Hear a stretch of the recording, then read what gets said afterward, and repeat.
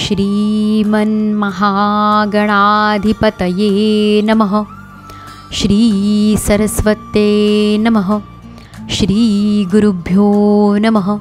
श्री गुरुदेव दत्तात्रेयाय नमः।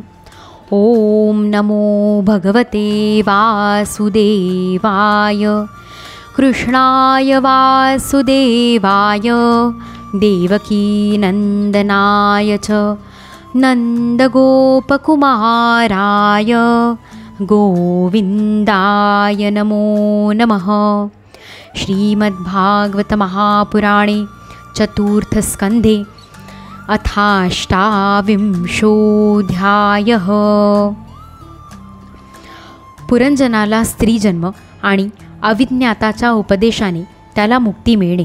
श्री नारद म्हणाले, राजा, नंतर भय नावाच्या यवनराजाचे आज्ञाधारक सैनिक प्रज्वार आणि कालकन्येसह या पृथ्वी तलावर संचार करू लागले।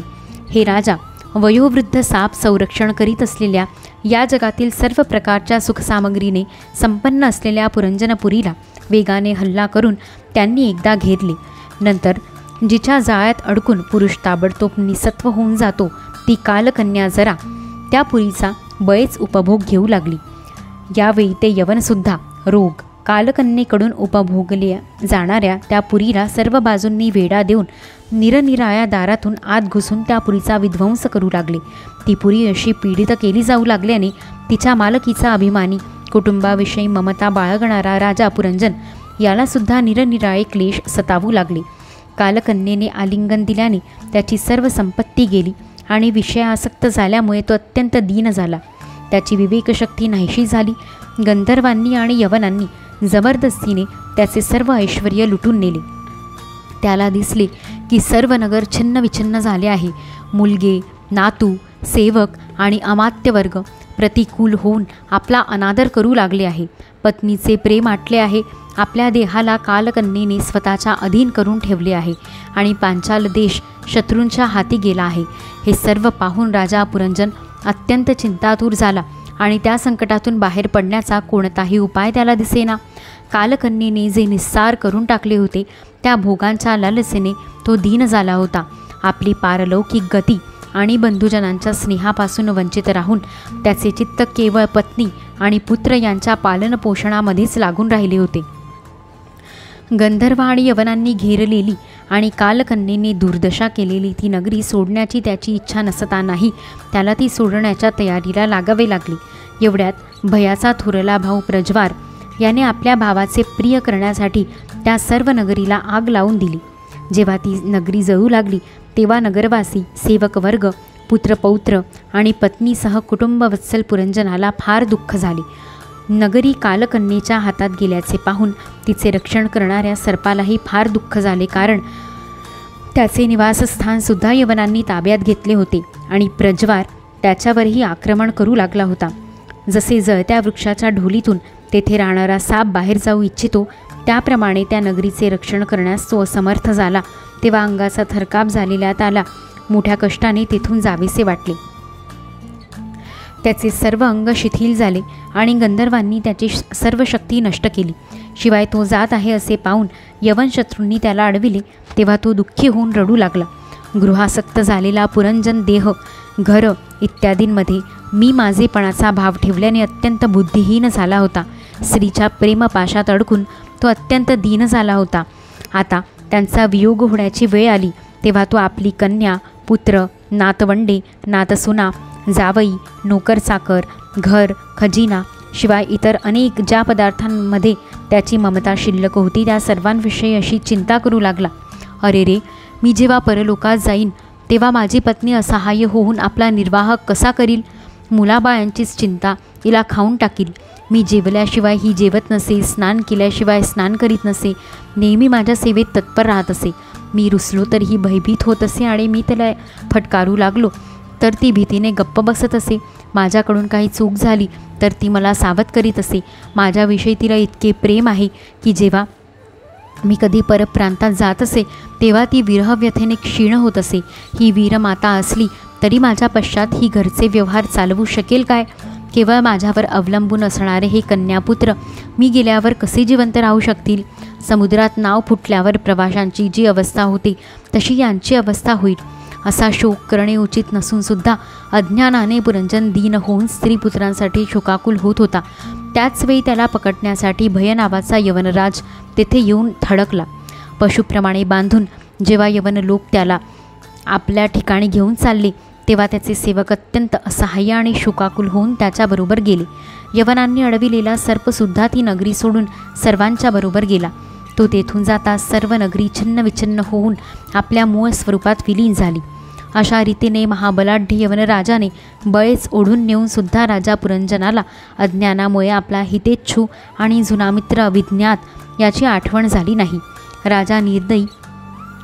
त्या निर्दयी राजाने ज्या पशूंना यज्ञात बळी दिले होते ते त्याने दिलेल्या यातनांची आठवण होऊन क्रोधाने त्याला कुऱ्हाडींनी तोडू लागले.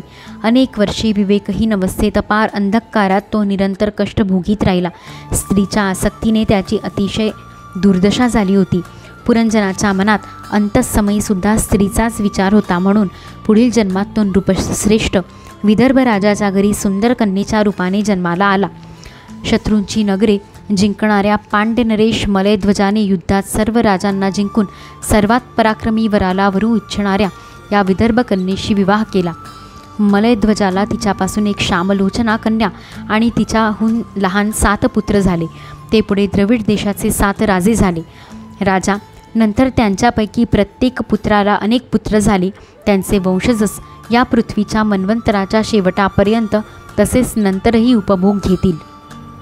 मलयध्वजाच्या व्रतस्थ असणाऱ्या पहिल्या कन्येबरोबर अगस्त्य ऋषींचा विवाह झाला. त्यांना तिच्यापासून दृढच्युत नावाचा पुत्र झाला आणि दृढच्युताचा पुत्र इद्मवाह होय. राजाची पुत्रांमध्ये वाटणी करून शेवटी राजर्षी मलयध्वज भगवान श्रीकृष्णांची आराधना करण्याच्या इच्छेने मलय पर्वतावर निघून गेला. चंद्रिका ज्याप्रमाणे चंद्राच्या पाठोपाठ जाते त्याप्रमाणे मोहक डोळे असलेली वैदर्भी आपले घरं पुत्र आणि सर्व भोगांचा त्याग करून पांड्यनरेशाच्या पाठोपाठ गेली. तेथे चंद्रवसा, ताम्रपर्णी आणि वटोदका नावाच्या 3 नद्या होत्या. तो दररोज त्या नद्यांच्या पवित्र जलात स्नान करून आपले शरीर आणि अंतःकरण पवित्र करीत असे. तेथे राहून त्यांनी कंदमुळे, मुळे, फळे, फुले, पाने, गवत आणि पाण्यावरच निर्वाह करीत कडक तप केले. त्यामुळे हळूहळू त्यांचे शरीर फारच कृश झाले. मलयध्वजाने सगळीकडे समदृष्टी ठेवून थंडी, ऊन, पाऊस, वारा, तहान, भूक, प्रिय अप्रिय, सुख दुःख इत्यादी सर्व द्वंद्वांवर विजय मिळविला. तप आणि उपासना करून वासना नाहीशा केल्या. तसेच यमनियमांचे पालन करून इंद्रिये, प्राण आणि मन यांना वश करून तो आत्म्यामध्ये ब्रह्मभावना करू लागला. अशा प्रकारे 100 दिव्य वर्षे तो एखाद्या खुंटाप्रमाणे निश्चलपणे एकाच ठिकाणी बसून राहिला. भगवान वासुदेवांमध्ये आत्यंतिक प्रेम निर्माण झाल्याने त्याला शरीरादींचे सुद्धा भान राहिले नाही. राजा गुरुस्वरूप साक्षात भगवान श्रीहरींनी उपदेश केलेल्या आणि आपल्या अंतःकरणात सर्व बाजूंनी स्फुरण पावणाऱ्या विशुद्ध ज्ञानदीपामुळे अंतःकरणाच्या वृत्तींचा प्रकाशकात्मा स्वप्नावस्थेप्रमाणे देहादी सर्व उपाधींमध्ये व्याप्त असून त्यापासून वेगळाही आहे असा अनुभव घेऊन तो सर्व बाजूंनी उदासीन झाला. नंतर आपल्या आत्म्याला परमब्रह्मामध्ये आणि परमब्रह्माला आत्म्यामध्ये अभिन्न रूपाने पाहून शेवटी हे चिंतनही सोडून देऊन तो पूर्णपणे शांत झाला. राजा यावेळी पतिपरायणा वैदर्भी सर्व प्रकारच्या भोगांचा त्याग करून आपला परमधर्मज्ञ पती मलयध्वज याची मोठ्या प्रेमाने सेवा करीत होती. ती वल्कले धारण करीत असे. व्रते उपवास केल्यामुळे तिचे शरीर अत्यंत कृश झाले होते आणि डोक्यावरील केसांचा गुंता झाल्याकारणाने त्यांना गाठी पडल्या होत्या. त्यावेळी ती आपल्या पतीजवळ ज्वाळा नसलेल्या अग्नीप्रमाणे शांत दिसत होती. तिच्या पतीचे प्राणोत्क्रमण झाले होते, परंतु तो नेहमीप्रमाणे स्थिर आसनावर बसलेला होता हे तिला माहीत नसल्यामुळे त्याच्याजवळ जाऊन ती नेहमीप्रमाणे त्याची सेवा करू लागली. चरण चुरतेवेळी जेव्हा तिला आपल्या पतीच्या चरणात मुळीच उष्णता नाही असे जाणवले तेव्हा तिचे चित्त कळपातून दूर गेलेल्या हरणीप्रमाणे व्याकुळ झाले. त्या निर्जन वनात आपण एकटीच आणि दीन अवस्थेत आहोत असे पाहून ती अत्यंत शोकाकुल झाली आणि आपल्या अश्रुधारांनी स्तन भिजवीत जोरजोराने रडू लागली. ती म्हणाली, राजर्षे, उठा उठा, समुद्राने वेढलेली ही पृथ्वी लुटारू आणि अधार्मिक राजे यांच्यामुळे भयभीत झाली आहे. आपण हिचे रक्षण करा. पतीबरोबर वनात गेलेली ती अबला अशा प्रकारे शोक करीत पतीच्या चरणांवर पडून पडून रडून आसवे गाळू लागली. लाकडांची चिता रचून तिच्यावर पतीचे शव ठेवले आणि ती चिता पेटवून शोक करणाऱ्या तिने सती जाण्याचा निश्चय केला. राजा त्याच वेळी तिचा एका पूर्वीचा मित्र असलेल्या आत्मज्ञानी ब्राह्मण आला. त्या रडत असलेल्या अबलेला मधुरवाणीने समजावीत तो म्हणाला. ब्राह्मण म्हणाला, तू कोण आहेस, कुणाची मुलगी आहेस आणि तू ज्याच्यासाठी शोक करीत आहेस तो हा पडलेला पुरुष कोण आहे? तू मला ओळखत नाहीस काय? तू पूर्वी ज्याच्याबरोबर विहार करीत होतीस तो मी तुझा मित्र आहे. ही स्त्री पूर्वजन्मीचा पुरंजन होती. सखे, कधी काळी तुझा अविज्ञात नावाचा सखा होता याची तुला आठवण आहे काय? मला सोडून तू पृथ्वीवरील भोग भोगण्यासाठी निवासस्थानाच्या शोधासाठी आला होतास.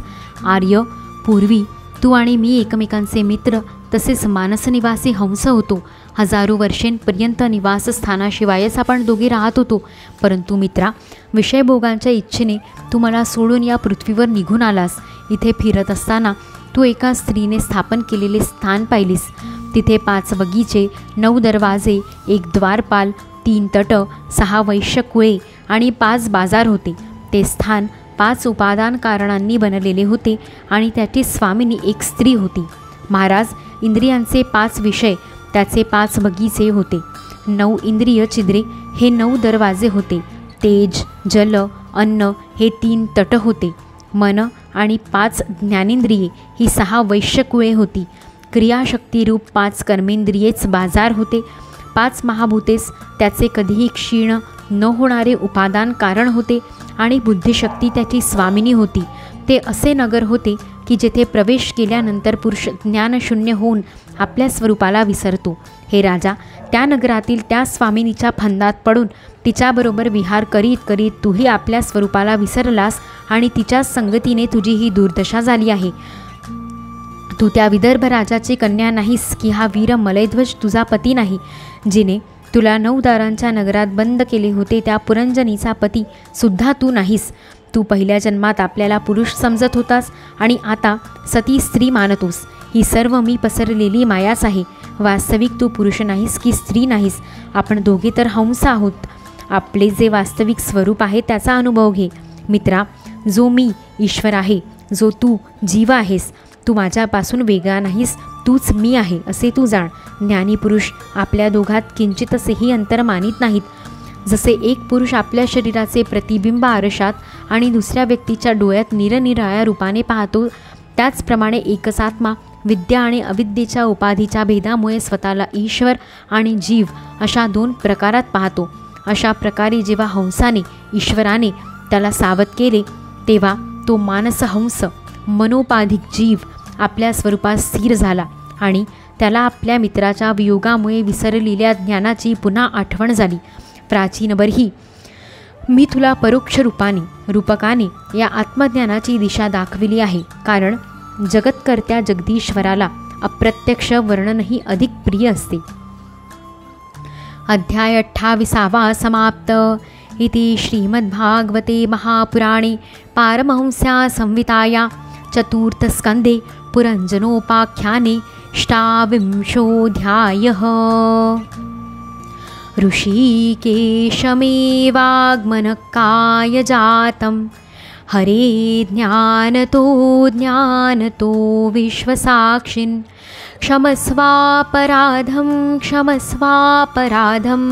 क्षमस्वापराधं प्रभो क्लिन्नचित्त हृदयान्तरी वसेतु श्रीगुरुमाऊली वरदहस्तधर मम श्री तव प्रेमलाभो जन्मजन्मान्तरी उद्धारावे चैतन्यघन सद्गुरु श्रीहरिराया श्री सद्गुरु चरणारविन्दार्पणमस्तु. श्रीकृष्णार्पणमस्तु. अवधूतचिन्तन श्री गुरुदेव दत्त.